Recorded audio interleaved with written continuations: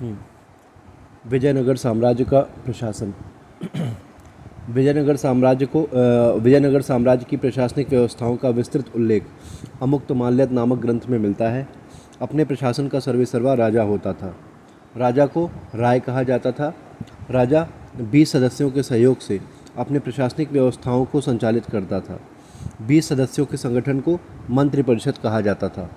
मंत्रिपरिषदों की बैठक वेंकट विलास मंडप नामक हॉल में होती थी। मंत्रिपरिषद की बातों को मानने के लिए राजा बाध्य नहीं होता था, बल्कि कभी कभी राजा मंत्रियों को दंडित भी करता था। मंत्रिपरिषद के अलावा एक राज्य परिषद होती थी। राज्य परिषद का प्रमुख नायक या प्रांतपति कहलाता था। एक केंद्रीय सचिवालय भी था। इस सचिवालय में सचिव और कर्णिकम लेखपाल नामक अधिकारी कार्य करते थे। विजयनगर साम्राज्य को निम्नलिखित इकाइयों में विभाजित किया गया था। विजयनगर साम्राज्य की इकाइयाँ: मंडलम, बलनाडु, नाडु, मेलाग्राम और उर। मंडलम, बलनाडु, नाडु, मेलाग्राम और उर। प्रशासनिक इकाई और उनके प्रमुख। प्रशासनिक इकाई और उनका क्षेत्र: मंडलम प्रांत या राज्य, बलनाडु जिला, नाडु तहसील, मेलाग्राम 50 गांवों का समूह और उर ग्राम। भूमि का वर्गीकरण। भूमि का वर्गीकरण 3 भागों में किया गया था। भूमि का वर्गीकरण 3 प्रकारों में किया गया था: भंडारवाद भूमि, अमरम भूमि और मान्या भूमि। भंडारवाद भूमि राजकीय भूमि, अमरम भूमि अमर नायकों को दी जाने वाली भूमि और मान्या भूमि दान में दी जाने वाली भूमि। विजयनगर साम्राज्य में भूमि को 3 भागों में विभाजित किया गया था। राजकीय भूमि को भंडारवाद भूमि कहा जाता था। यह भूमि सबसे कम होती थी। अमर नायकों को सैन्य सेवा के बदले में जो भूमि प्रदान की जाती थी उसे अमरम भूमि कहा जाता था। यह भूमि सबसे अधिक थी, अर्थात विजयनगर साम्राज्य के संपूर्ण भूभाग का 3/4 भाग पर अमरम भूमि थी। अमरम भूमि पर अमर नायकों का वंशानुगत अधिकार नहीं होता था, बल्कि अमरम भूमि से होने वाली आय पर अमर नायकों का विशेषाधिकार होता था। ब्राह्मणों, मंदिरों और मठों को अनुदान में दी जाने वाली भूमि मान्य अथवा मान्या भूमि कहलाती थी। नयंकार व्यवस्था और अयंगार व्यवस्था। नयंकार व्यवस्था विशिष्ट व्यवस्था और अयंगार व्यवस्था ग्रामीण व्यवस्था। नयंकार व्यवस्था विजयनगर साम्राज्य में एक विशिष्ट सामंतवादी व्यवस्था को नयंकार व्यवस्था कहा जाता था। नायकों के अधीन एक सेनापति होता था।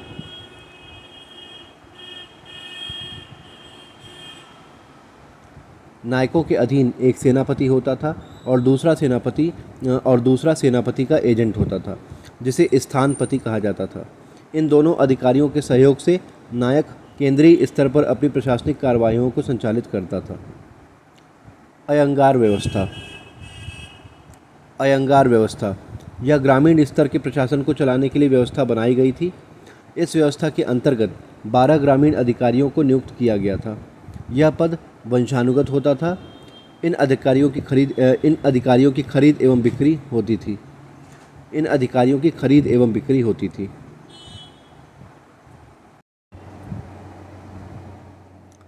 सिक्के, स्वर्ण सिक्के और रजत सिक्के या चांदी के सिक्के। सिक्के 2 प्रकार के थे: स्वर्ण सिक्के और रजत सिक्के या चांदी के सिक्के। स्वर्ण सिक्के भी 2 प्रकार के थे: बड़े सिक्के और छोटे सिक्के। बड़े सिक्कों को वराह या पैगोडा कहा जाता था और छोटे सिक्कों को फड़म कहा जाता था, और रजत के सिक्के को या चांदी के सिक्कों को तार कहा जाता था। समाज का वर्गीकरण। समाज 3 वर्गों में विभाजित था: उच्च वर्ण, मध्यम वर्ग और निम्न वर्ग। उच्च वर्ण ब्राह्मण, मध्यम वर्ग शेट्टी या चेट्टी और निम्न वर्ग लोहार एवं स्वर्णकार। पुर्तगाली यात्री डोमिंगो पायस ने देवदासी प्रथा। बारबोसा ने सती प्रथा का उल्लेख किया है। इस प्रकार समाज में दास प्रथा, देवदासी प्रथा और सती प्रथा का प्रचलन रहा। दासों के क्रय विक्रय को दासों के क्रय विक्रय को वेसवगा कहा जाता था। जो लोग उत्तर भारत से जाकर दक्षिण भारत में बस जाते थे उन्हें पणवा कहा जाता था। भू राजस्व व्यवस्था। भू राजस्व व्यवस्था शिष्ट, 98 विभाग और करवारम। शिष्ट, 98 विभाग और करवारम। भू राजस्व व्यवस्था को शिष्ट कहा जाता था। भू राजस्व विभाग को 98 विभाग कहा जाता था और भू राजस्व कर प्रणाली को वारम कहा जाता था। ग्राम सेवक नकद भू राजस्व की वसूली करते थे। ग्राम सेवक नकद भू राजस्व की वसूली करते थे। स्थापत्य कला। विजयनगर साम्राज्य में बनाए गए मंदिरों की निर्माण शैलियाँ द्रविड़ शैली है। कृष्णदेव राय ने विजयनगर में हज़ारा मंदिर और विट्ठल स्वामी के मंदिर का निर्माण करवाया था। इसके अलावा विजयनगर के शासकों ने सर्वेश्वर मंदिर, विरूपाक्ष मंदिर, रंगनाथ मंदिर, वरदान मंदिर, कमल मंदिर इत्यादि का निर्माण हुआ था।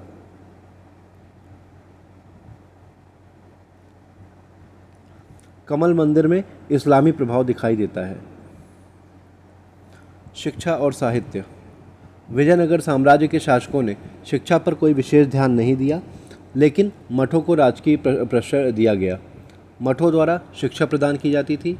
विजयनगर साम्राज्य के शासकों के शासनकाल में कन्नड़ भाषा, तमिल भाषा, तेलुगु भाषा और संस्कृत भाषाओं का विकास हुआ।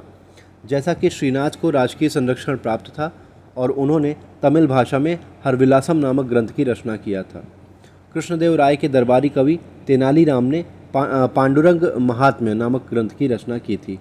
कृष्णदेव राय के दरबारी कवि तेनालीराम ने पांडुरंग महात्म्य नामक ग्रंथ की रचना की थी। साहित्य एवं रचनाकार। साहित्य एवं रचनाकार स्वरोचित संभव, मनुचरित और हरिकथा सरन समूह, अल्लादी पेद्दन।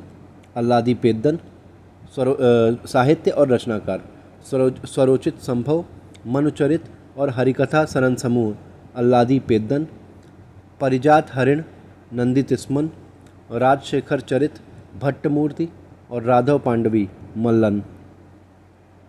नोट: विजयनगर साम्राज्य में नृत्य और संगीत को मिलाकर एक नई शैली विकसित हुई, उसे यक्षिणी शैली कहा जाता था। विजयनगर साम्राज्य की महिलाएं दंगल लड़ती थीं। बहमनी राज्य। मोहम्मद बिन तुगलक की योजनाओं से परेशान होकर अमीर-ए-सादानों ने मोहम्मद बिन तुगलक पर विद्रोह कर दिया। इन्हीं विद्रोहों में हसन गंगू ने मुस्लिम राज्य की 1347 ईस्वी में स्थापना की, जिसे बहमनी राज्य के नाम से जाना गया। हसन गंगू 1347 से 1358 ईस्वी। उपाधि अलाउद्दीन बहमन शाह। 1347 ईस्वी में हसन गंगू ने अलाउद्दीन बहमन शाह की उपाधि धारण करके शासन करने लगा। उसने गुलबर्गा को अपनी राजधानी बनाया और गुलबर्गा का नाम बदलकर एहसानाबाद रख दिया। बहमनी राज्य को चार तरफों या प्रांतों में विभाजित किया गया। बहमनी राज्य को 4 तरफों या 4 प्रांतों में विभाजित किया गया, जो निम्न प्रकार है: गुलबर्गा, बीदर, बरार और दौलताबाद। गुलबर्गा, बीदर, बरार और दौलताबाद। अलाउद्दीन बहमन शाह जजिया कर की वसूली न करने वाला दक्षिण भारत का पहला शासक था। मोहम्मद शाह प्रथम 1358 से 1377 ईस्वी। मोहम्मद शाह प्रथम के शासनकाल में पहली बार गोला बारूद का प्रयोग किया गया, जिसे रक्षा संगठन में एक क्रांति कहा जाता है। ताजुद्दीन फिरोज शाह प्रथम 1397 से 1420 ईस्वी। ताजुद्दीन फिरोज शाह प्रथम एक विद्वान शासक था। वह दौलताबाद में एक वेधशाला का निर्माण करवाया था। उसने भीमा नदी के तट पर फिरोज़ाबाद नामक नगर को बसाया था। अपने शासन प्रशासन में अत्यधिक हिंदुओं को शामिल किया था। शिहाबुद्दीन प्रथम 1422 से 1446 ईस्वी। शिहाबुद्दीन प्रथम ने गुलबर्गा से स्थानांतरित करके बीदर को राजधानी बनाया और बीदर का नाम बदलकर मोहम्मदाबाद रख दिया। उसके शासनकाल को न्याय एवं धर्मनिष्ठता का शासनकाल कहा जाता है। उसके शासनकाल को न्याय एवं धर्मनिष्ठता का शासनकाल कहा जाता है। इसलिए शिहाबुद्दीन प्रथम को संत अहमद या अहमद शाह वली भी कहा जाता है। बहमनी राज्य के शासकों में हुमायूं को क्रूर, निर्दयी, जालिम और दक्षिण भारत का नीरो कहा जाता था। बहमनी राज्य के शासकों में हुमायूं को क्रूर, निर्दयी, जालिम और दक्षिण भारत का नीरो कहा जाता था। हुमायूं ने महमूद गवां को अपना वजीर या प्रधानमंत्री नियुक्त किया था। महमूद गवां गोवा के क्षेत्र पर अधिकार कर लिया। उसने प्रशासनिक दृष्टिकोण से बहमनी राज्य को 8 तरफों में विभाजित किया था, जो निम्नलिखित हैं: गाविल, माहुर, बीजापुर, गुलबर्गा, दौलताबाद, जुनमार, राजमुंदरी और वारंगल। महमूद गवा ने प्रशासनिक दृष्टिकोण से बहमनी राज्य को 8 तरफों या प्रांतों में विभाजित किया था, जो निम्नलिखित हैं: गाविल, माहुर, बीजापुर, गुलबर्गा, दौलताबाद, जुनमार, राजमुंदरी और वारंगल। महमूद गवा ने भूमि की पैमाइश करवाकर भू राजस्व को वसूल किया था। उसे किसानों का हितैषी और दक्षिण भारत का टोडरमल कहा जाता है।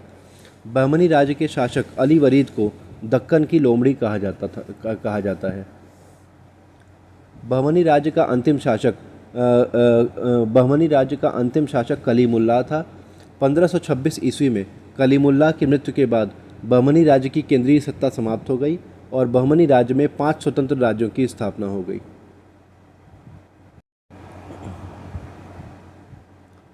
स्वतंत्र राज्य, वंश, संस्थापक और स्थापना वर्ष। बीजापुर वंश आदिल शाही वंश, संस्थापक यूसुफ आदिल शाह, स्थापना वर्ष 1489 ईस्वी। स्वतंत्र राज्य अहमदनगर वंश निज़ाम शाही वंश, संस्थापक मलिक अहमद निज़ाम, स्थापना वर्ष 1490 ईस्वी। स्वतंत्र राज्य बरार वंश इमाद शाही वंश, संस्थापक फ़तेह उल्लाह इमाद, स्थापना वर्ष 1490 ईस्वी। स्वतंत्र राज्य गोलकुंडा वंश कुतुब शाही वंश, संस्थापक कुतुब शाह, स्थापना वर्ष 1512 ईस्वी। स्वतंत्र राज्य बीदर वंश वरीद शाही वंश, संस्थापक अमीर अली वरीद, स्थापना वर्ष 1526 ईस्वी।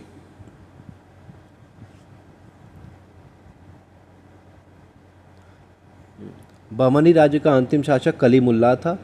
1526 ईस्वी में कलीमुल्लाह की मृत्यु के बाद बहमनी राज्य की केंद्रीय सत्ता समाप्त हो गई और बहमनी राज्य में 5 स्वतंत्र राज्यों की स्थापना हो गई, जो इस प्रकार थे: बीजापुर, अहमदनगर, बरार, गोलकुंडा और बीदर। ठीक है। जौनपुर राज्य मलिक उस सर्क। जौनपुर राज्य मलिक उस सर्क। फिरोज शाह तुगलक ने 1359 ईस्वी में जौना खां या जूना खां की स्मृति में जौनपुर नगर को बसाया। तुगलक वंश का अंतिम शासक नासरुद्दीन महमूद शाह तुगलक के शासनकाल में मलिक सरवर नामक हिजड़ा ने जौनपुर स्वतंत्र राज्य की स्थापना किया। जौनपुर राज्य पर शर्की शासकों ने शासन किया। जौनपुर की प्रसिद्ध इमारत अटाला मस्जिद है। अटाला मस्जिद का निर्माण इब्राहिम शाह शर्की ने किया था। जौनपुर राज्य का अंतिम शासक हुसैन शाह शर्की था। 1479 ईस्वी में बहलोल लोदी ने हुसैन शाह को पराजित करके जौनपुर राज्य को दिल्ली सल्तनत में शामिल कर लिया। जौनपुर को सिराज हिंद या पूर्व का सिराज कहा जाता है।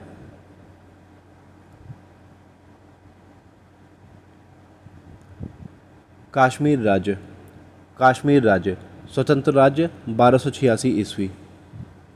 1286 ईस्वी में सिन्नदेव नामक व्यक्ति ने कश्मीर स्वतंत्र राज्य की स्थापना कर 1301 ईस्वी तक शासन किया। कश्मीर में शाह मीर वंश का शासक जैनुल आबदीन 1420 ईस्वी से 1470 ईस्वी तक शासन किया। वह सबसे महान शासक था। जैनुल आबदीन शासक के साथ साथ साहित्य, कला, संगीत, नृत्य और मंदिर निर्माण कलाओं का भी प्रेमी शासक था। उसने गौ हत्या पर भी प्रतिबंध लगा दिया था। जजिया कर की वसूली न करने वाला जैनुल आबदीन पहला मुस्लिम शासक था। 1586 ईस्वी में अकबर ने कश्मीर स्वतंत्र राज्य के अस्तित्व को समाप्त करके मुगल राज्य में शामिल कर लिया। कश्मीर राज्य का अंतिम शासक मोहम्मद याकूब था।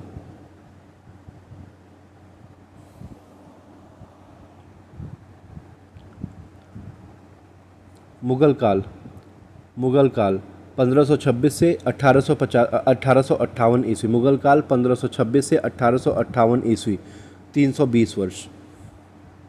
320 वर्ष। पूर्वकालीन मुगल बादशाहों का काल 1526 से 1707 ईस्वी।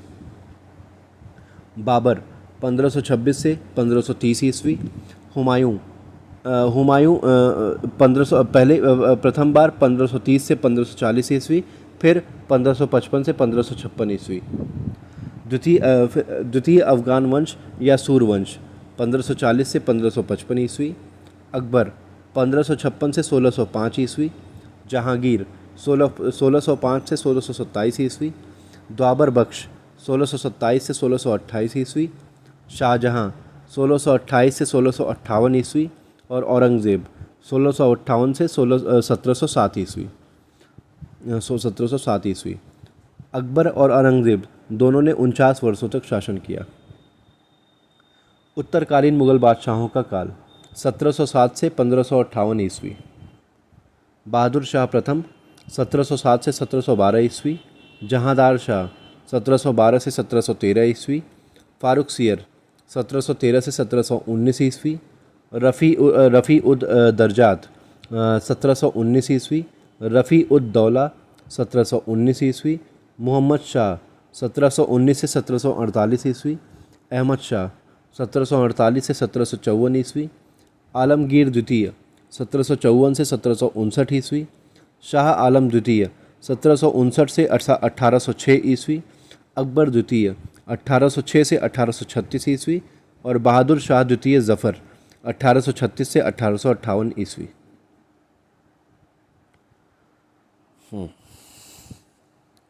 ज़हीरुद्दीन मोहम्मद बाबर 1526 से 1530 ईस्वी।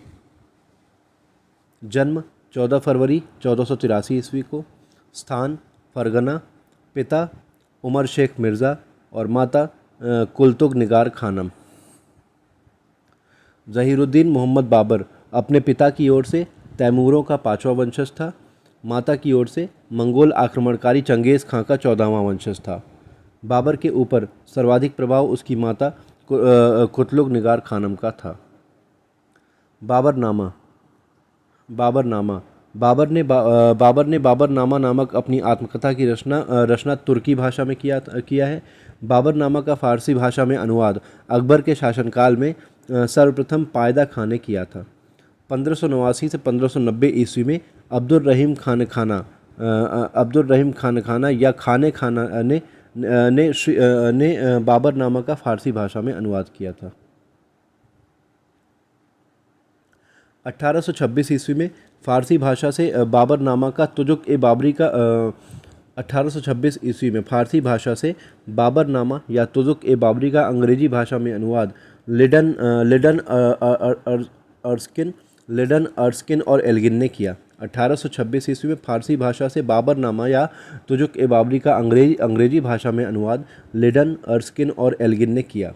मूल रूप से तुर्की भाषा में लिखी गई बाबरनामा का अंग्रेजी भाषा में अनुवाद श्रीमती बेवरीज ने 1905 ईस्वी में लंदन में मेमोयर्स ऑफ बाबर नामक शीर्षक से किया। बाबर ने बाबरनामा में विजयनगर साम्राज्य और मेवाड़ राज्य का उल्लेख किया है और विजयनगर साम्राज्य का शासक कृष्णदेव राय और मेवाड़ के राणा संग्राम सिंह को शक्तिशाली शासक बताया है। बाबर ने लिखा है कि कोहिनूर हीरा की इतनी कीमत है कि पूरी दुनिया को 2 दिनों तक बैठाकर भोजन कराया जा सकता है। बाबरनामा में तत्कालीन समयों में राजनीतिक, सामाजिक और सांस्कृतिक स्थितियों का वर्णन किया गया है। बाबर ने खत-ए बाबरी या रिसाल ए उसज नामक ग्रंथ की रचना किया। दीवान नामक काव्य संग्रह लिखा और मुबय्यान नामक पद्य शैली को जन्म दिया। बाबर ने खत ए बाबरी या रिसाल उल असज उसज नामक ग्रंथ की रचना किया, दीवान नामक काव्य संग्रह लिखा और मुबैयान नामक पद्य शैली को जन्म दिया।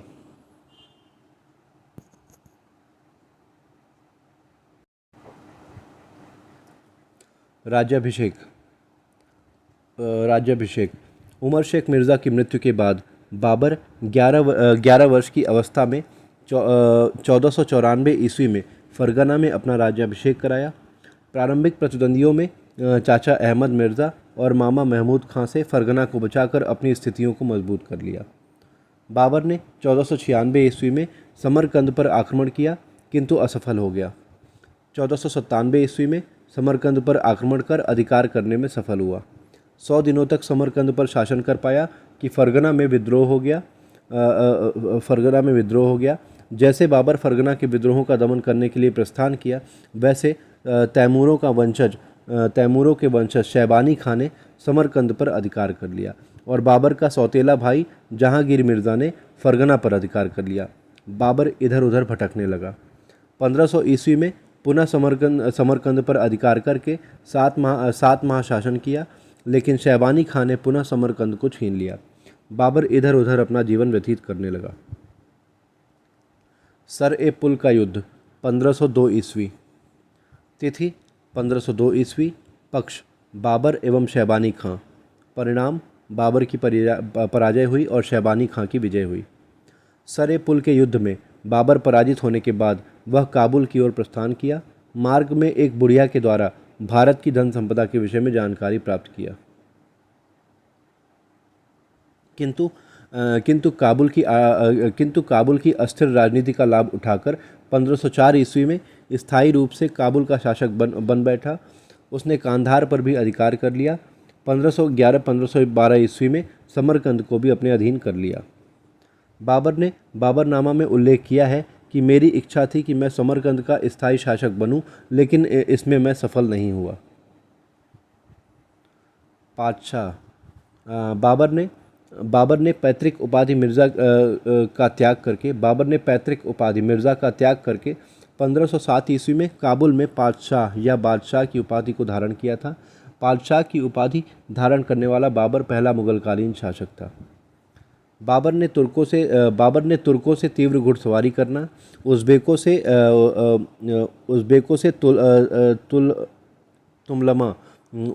से तुमलमा रण पद्धति सीखा और ईरानियों से व्यूह रचना को सीखा था। बाबर को काबुल में तोपची उस्ताद अली और बंदूकची मुस्तफ़ा प्राप्त हुए थे।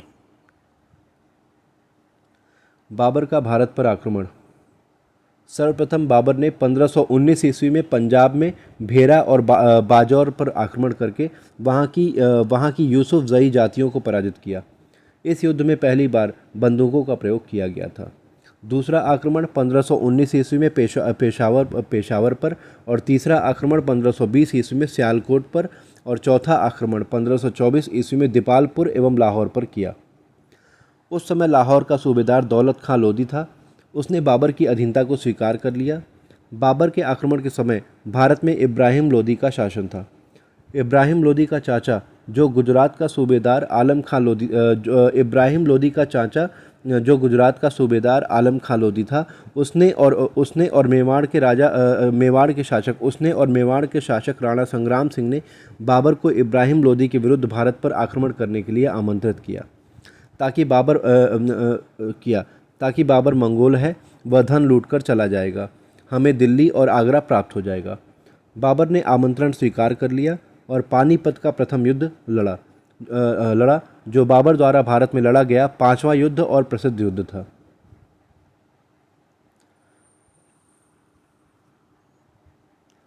प्रमुख युद्धों को याद करने का तरीका है। 1526 में पानी पिया, 27 में खाना खाया, 28 में चल दिया और 29 में घर गया और 30 में मर गया। 1526 में पानीपत का प्रथम युद्ध हुआ, ठीक है। 1527 में खानवा का युद्ध हुआ। 1528 में चंदेरी का युद्ध हुआ। 1528 में चंदेरी का युद्ध हुआ। 1529 में घाघरा का युद्ध हुआ और 1530 में बाबर की मृत्यु हो गई। तो 1526 में पानी पिया, पानीपत का प्रथम युद्ध। 1527 में खाना खाया, खानवा का युद्ध। 1528 में चल दिया, चंदेरी का युद्ध। 1529 में घर गया, घाघरा का युद्ध। और 1530 में मर गया।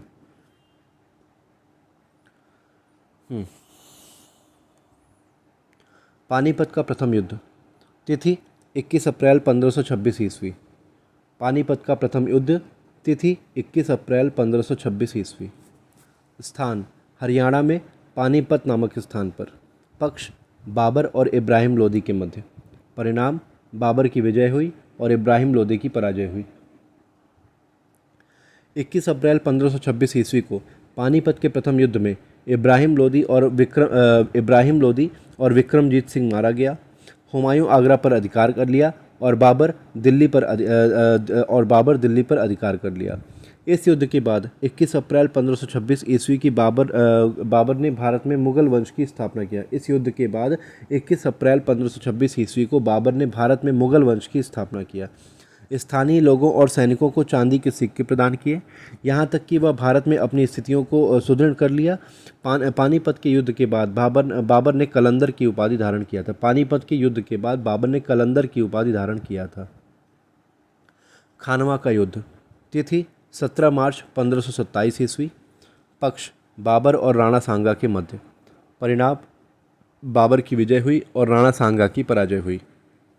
खानवा के युद्ध के समय बाबर ने तमगा नामक एक व्यापारिक कर को समाप्त कर दिया। खानवा के युद्ध के समय बाबर ने तमगा नामक कर या व्यापारिक कर को समाप्त कर दिया। जिहाद का नारा लगाया। शराब की खेपों को बंद करवा दिया। शराब न पीने की कसम खाई। कुरान की कसम सैनिकों को दिया। खानवा के मैदान में बाबर ने राणा संग्राम सिंह और उनके सहयोगी में खानवा के मैदान में बाबर ने राणा संग्राम सिंह और उनका सहयोगी मेदिनी राय युद्धभूमि में पराजित हुए और युद्धभूमि से भाग गए। खानवा के युद्ध के बाद बाबर ने गाजी की उपाधि धारण की। चंदेरी का युद्ध। तिथि 29 जनवरी 1528 ईस्वी। पक्ष बाबर और मेदिनी राय के मध्य। परिणाम बाबर की विजय हुई और मेदिनी राय की पराजय हुई।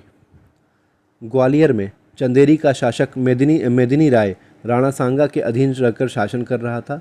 बाबर ने संदेश भेजा कि मेदिनी राय तुम मेरी अधीनता स्वीकार कर लो, किंतु मेदिनी राय ने इनकार कर दिया।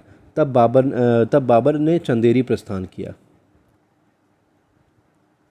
चंदेरी नामक स्थान पर बाबर और मेदिनी राय के बीच 29 जनवरी 1528 ईस्वी को युद्ध लड़ा गया। मेदिनी राय पराजित हुआ। बाबर ने चंदेरी पर अधिकार कर लिया। चंदेरी के युद्ध में बाबर के साथ शेर शाह सूरी ने भी युद्ध किया था। इसी समय शेर शाह सूरी ने कहा था कि अगर सौभाग्य ने साथ दिया और भाग्य मित्र रहा तो मैं एक दिन मुगलों को भारत से बाहर कर दूंगा। घाघरा का युद्ध। तिथि 5 मई 1529 ईस्वी। घाघरा का युद्ध। तिथि 5 मई 1529 ईस्वी में। पक्ष बाबर एवं अफगानों के मध्य। परिणाम बाबर की विजय हुई और अफगानों की पराजय हुई।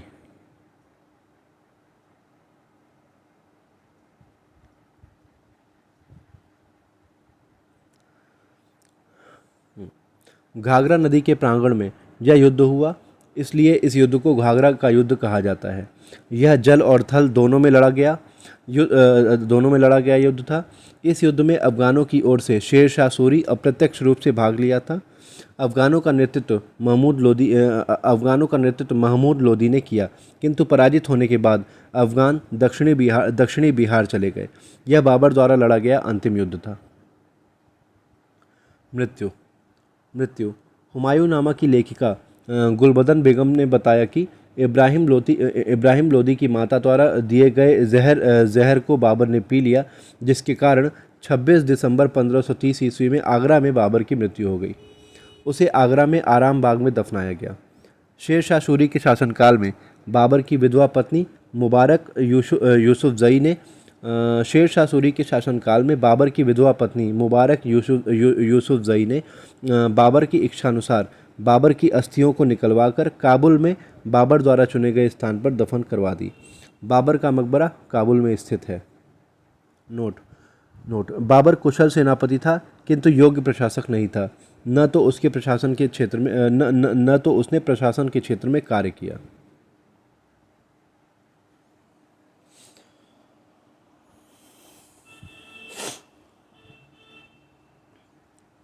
नासिरुद्दीन मोहम्मद हुमायूं। नासिरुद्दीन मोहम्मद हुमायूं। प्रथम काल 1530 से 1540 ईस्वी। 40 ईस्वी। निष्कासित जीवन का काल 1540 से 1555 ईस्वी 55 ईस्वी तक।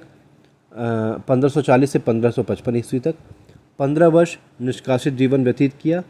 ईरान के शाह ताहमास के दरबार में रहा। द्वितीय काल 1555 से 1556 ईस्वी।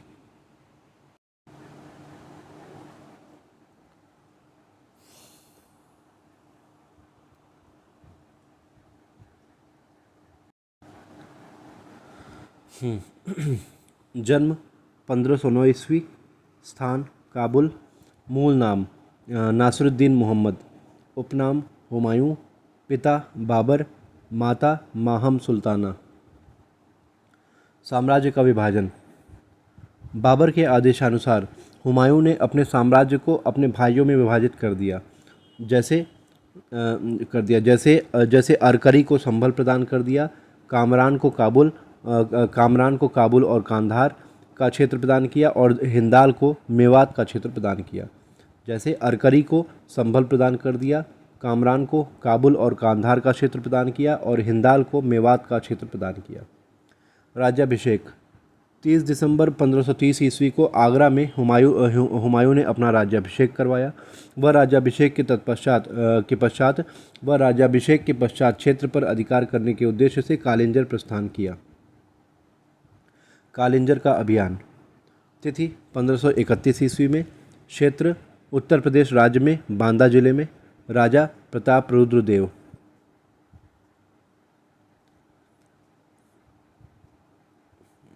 कालिंजर के किले का हुमायूं ने घेरा डाल दिया, किंतु प्रताप रुद्र देव ने जवाबी कार्यवाही नहीं किया।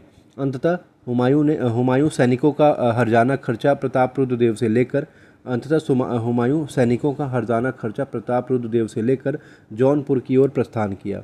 यह हुमायूं का अपने शासनकाल में पहला सैन्य अभियान था। दोहरिया का युद्ध 1532 ईस्वी।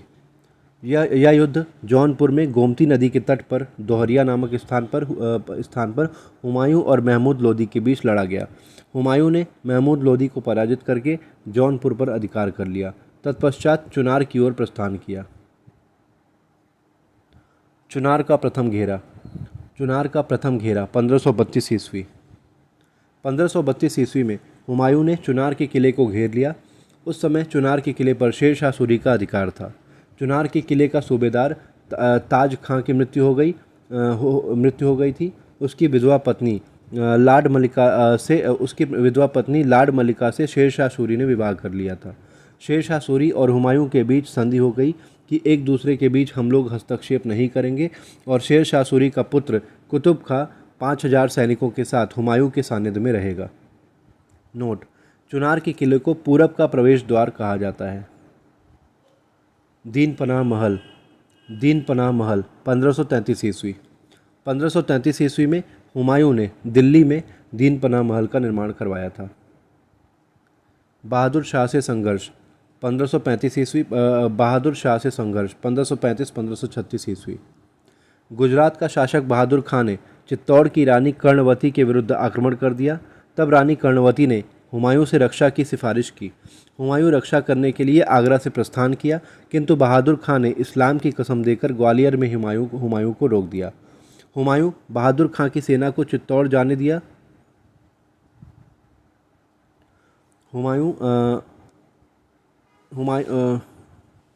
हुमायूं बहादुर खां की सेना को चित्तौड़ जाने दिया, लेकिन रसद विभाग पर हुमायूं अधिकार कर लिया, जिससे बहादुर खां की सेना में अव्यवस्था फैल गई और बहादुर खां भागकर सिंध चला गया, जिससे चित्तौड़ को भी सुरक्षित बचा लिया। चुनार का द्वितीय घेरा 1537 ईस्वी। शेर शाह सूरी का पुत्र कुतुब खां हुमायूं के यहाँ से भाग आया। तब हुमायूं चुनार के किले पर दूसरा घेरा डाल दिया, लेकिन बंगाल के विद्रोहों की जानकारी होने पर वह बंगाल जाकर विद्रोह का दमन किया। बंगाल की स्थितियों को सुदृढ़ करने के बाद वापस आ रहा था, तभी मार्ग में चौसा का युद्ध हुआ। चौसा का युद्ध 27 जून 1539 ईस्वी। स्थान बिहार राज्य में। पक्ष हुमायूं और शेर शाह सूरी के बीच। परिणाम हुमायूं की पराजय हुई और शेर शाह सूरी की विजय हुई। हुमायूं पराजित होकर जान बचाने के लिए एक घोड़े के साथ गंगा नदी में कूद गया। निजाम भिस्ती ने हुमायूं को बचाकर आगरा पहुंचाया। इस उपकार के बदले हुमायूं ने निजाम को आधे दिन के लिए बादशाह बनाया था और निजाम ने अपनी स्मृति में चमड़े का सिक्का जारी करवाया था। इस युद्ध के बाद शेर शाह सूरी ने शेरशाह की उपाधि धारण की थी। कन्नौज अथवा बिलग्राम का युद्ध। कन्नौज अथवा बिलग्राम का युद्ध। तिथि 17 मई 1540 ईस्वी। पक्ष हुमायूं और शेर शाह सूरी के मध्य। परिणाम हुमायूं की पराजय हुई, शेर शाह सूरी की विजय हुई। इस युद्ध में पराजित होने के बाद भाइयों का सहयोग नहीं मिला, इधर से उधर भटकता रहा। 1541 ईस्वी में हिंदाल के गुरु मीर अली अकबर बाबा की हमीदा बानो बेगम से विवाह कर लिया। 15 अक्टूबर 1542 ईस्वी को अमरकोट के राजा वीरशाल के महल में अकबर का जन्म हुआ। वीरशाल से मतभेद हो जाने के कारण हुमायूं माहम अनगा और जीजी अनगा के पास अकबर को छोड़कर तहमासम के तहमास के दरबार में ईरान चला गया। पुनः 1555 ईस्वी में भारत प्रस्थान किया।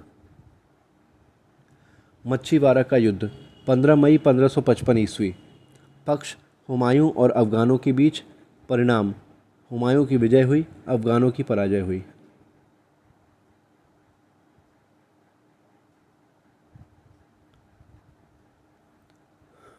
सरहिंद का युद्ध 22 जून 1555 ईस्वी। पक्ष हुमायूं और सिकंदर शाह सूर के मध्य। परिणाम हुमायूं की विजय हुई और सिकंदर शाह सूर की पराजय हुई। सरहिंद अजमेर। इस युद्ध में हुमायूं के साथ अकबर और बैरम खां भी साथ में रहे। सिकंदर शाह सूर भागकर कालानौर की पहाड़ियों में जाकर छिप गया। हुमायूं ने अकबर और बैरम खां को सिकंदर शाह सूर का पीछा करने के लिए लगा दिया और अपना दिल्ली और आगरा पर अधिकार कर लिया। जुलाई 1555 ईस्वी से जनवरी 1556 ईस्वी तक लगभग 6 माह तक शासन कर पाया कि 26 से 27 जनवरी 1556 ईस्वी को दीनपनाह महल में पुस्तकालय की सीढ़ियों से गिरकर हुमायूं की मृत्यु हो गई। उस समय अकबर कालानौर में था। हुमायूं को दिल्ली में दफनाया गया। उसका मकबरा दिल्ली में है। इतिहासकार लेनपूल ने लिखा है कि हुमायूं जीवन भर लड़खड़ाता रहा और लड़खड़ा कर ही उसकी मृत्यु हो गई। और हुमायूं भाग्यहीन हुमायूं था।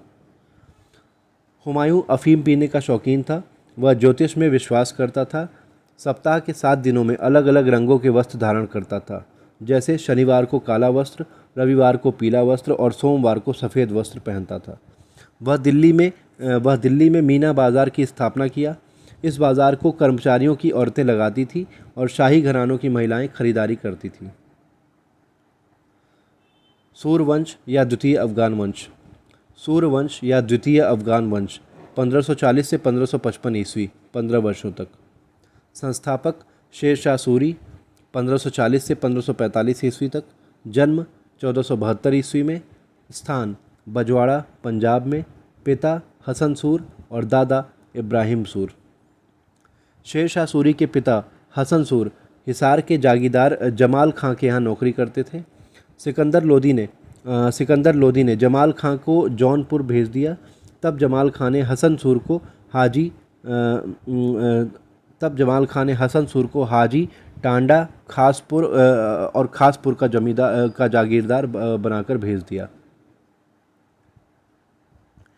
पिता पुत्र के बीच झगड़ा हो जाने के बाद शेर शाह सूरी जौनपुर में आकर उच्च शिक्षा ग्रहण किया। अरबी फारसी भाषाओं का ज्ञान अर्जित किया। जमाल खां ने पिता पुत्र के बीच समझौता करवाकर 1517 ईस्वी में शेर शाह सूरी को बिहार भेज दिया। कुछ दिनों तक जागीर के कार्यों में अपने पिता का हाथ बटाया, किंतु सौतेली माताओं से विवाद हो जाने के बाद वह दक्षिणी बिहार के सूबेदार बहार खां लोहानी के यहाँ जाकर सैनिक की नौकरी करने लगा। बहार खां लोहानी के साथ शिकार पर एक शेर को एक ही बार में मार दिया। इस कार्य से प्रसन्न होकर बहार खां लोहानी ने शेर शाह सूरी को शेर खां की उपाधि और अपने पुत्र जलाल खां को संरक्षक नियुक्त कर दिया। शेर शाह सूरी की बढ़ती हुई प्रतिष्ठा से लोहानी सरदार ईर्ष्या करने लगे, अतः शेर शाह सूरी भागकर बाबर के पास चला गया। किंतु 1528 ईस्वी में वह पुनः बहार खां लोहानी के दरबार में चला आया। उसी समय 1528 ईस्वी में बहार खां लोहानी की मृत्यु हो गई। उसकी पत्नी दूदू बेगम से विवाह कर लिया और उसके पुत्र जलाल खां का संरक्षक बनकर शासन करने लगा। 1529 ईस्वी में बंगाल के शासक नुसरत शाह को पराजित करके हजरत ए आला की उपाधि धारण किया। 1529 ईस्वी में बंगाल के शासक नुसरत शाह को पराजित करके हजरत ए आला की उपाधि धारण किया। शेर शाह की उपाधियाँ। मूल नाम फरीद खां, उपाधियाँ शेर खां, हजरत ए आला, शेर शाह, सुल्तान आदिल। उपाधियाँ पहले शेर खां, उसके बाद हजरत ए आला, फिर शेर शाह, फिर सुल्तान आदिल। राज्याभिषेक 10 जून 1540 ईस्वी को आगरा में। साम्राज्य विस्तार। बंगाल अभियान 1541 ईस्वी। साम्राज्य विस्तार। शेर शाह सूरी ने 1541 ईस्वी में बंगाल पर आक्रमण कर दिया, क्योंकि बंगाल का शासक खिज्र खां ने शेर शाह सूरी का विद्रोह कर दिया। शेर शाह सूरी ने खिज्र खां के विद्रोहों का दमन करके बंगाल को 19 सरकारों में विभाजित कर दिया और प्रत्येक सरकारों की सुरक्षा के लिए अमीर बंगला नामक सैन्य पद का गठन किया। सरकारों का मुखिया सिकदार कहलाता था। 1542 ईस्वी में मालवा विजय, 1543 ईस्वी में रायसीन विजय और 1544 ईस्वी में मारवाड़ विजय किया। मारवाड़ अभियान में अत्यधिक समय बर्बाद होने के कारण शेर शाह सूरी ने कहा कि मैं मुट्ठी भर ज्वार या बाजरा के लिए पूरा हिंदुस्तान खो दिया। कालिंजर अभियान 1545 ईस्वी। 1545 ईस्वी में शेर शाह सूरी ने कालिंजर अभियान किया। उस समय कालिंजर का शासक राजा कीरत सिंह था। जब वह कोई जवाबी कार्यवाही नहीं किया तो शेर शाह सूरी अपने सैनिकों को किले की दीवार पर गोला दागने का आदेश दिया।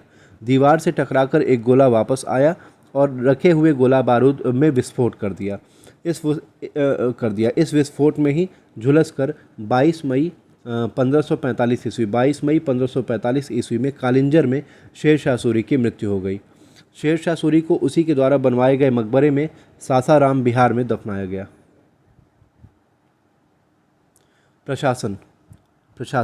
प्रशासनिक इकाई और इकाइयों के प्रमुख। साम्राज्य प्रमुख सुल्तान, सूबा या प्रांत सूबेदार, सरकार या जिला शिकदार, परगना आमिल। परगना का मुखिया आमिल था जो कि माल गुजारी वसूल करता था, और ग्राम मुखिया मुकद्दम या चौधरी। शेर शाह सूरी अपने शासन व्यवस्थाओं का सबसे प्रमुख था। वह अपने केंद्रीय प्रशासन को संचालित करने के लिए प्रमुख 4 विभागों की स्थापना किया था, जो निम्नलिखित हैं। दीवाने वजारत विभाग,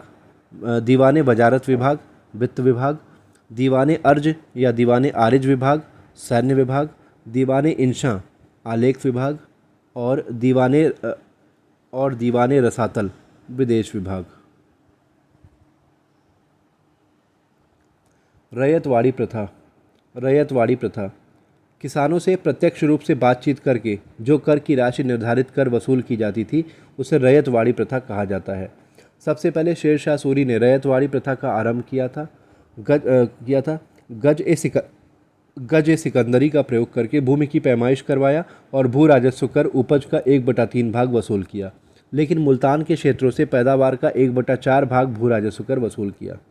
रैयतवाड़ी प्रथा को प्रारंभ सबसे पहले शेर शाह सूरी ने किया था। रैयतवाड़ी प्रथा का प्रारंभ सबसे पहले शेर शाह सूरी ने किया था। सिक्के सिक्के सिक्के दो प्रकार के थे, रुपया जो कि चांदी का सिक्का था और दाम जो कि तांबे का सिक्का था। रुपया चांदी का सिक्का, वजन 180 ग्रेन, अनुपात 1:64 और दाम तांबे का सिक्का, वजन 380 ग्राम। रुपया नामक सिक्का का पूर्वगामी टका था। रुपया नामक सिक्का का पूर्वगामी टका था। सड़कें एवं सराएं। शेर शाह सूरी ने कुल 4 सड़कों और 1700 सरायों का निर्माण कराया था। उसके द्वारा निर्माण कराई गई सड़कों को सड़क-ए-आज़म या शेर शाह सूरी मार्ग कहा जाता था। शेर शाह सूरी मार्ग का नाम बदलकर गवर्नर जनरल लॉर्ड ऑकलैंड ने GT road, grand trunk road कर दिया था। ये सड़कें निम्न हैं।